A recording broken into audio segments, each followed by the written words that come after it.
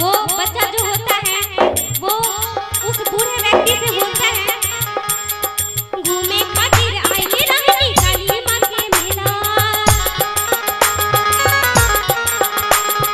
घूमे खातिर आइले रहनी काली माँ के मेला,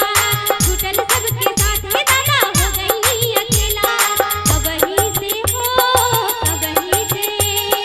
कबही से घूमेली मिले के आस से,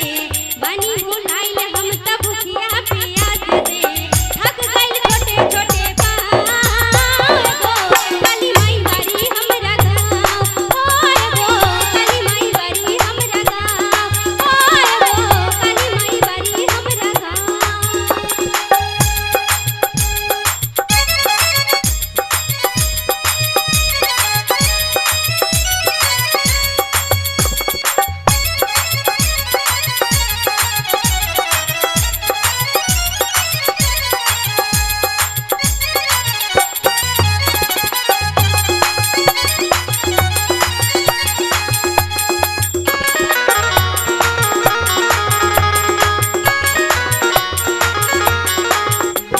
और वो बच्चा अपने गांव के बारे में बताता है उस बूढ़े व्यक्ति से, और क्या बोलता है, गांव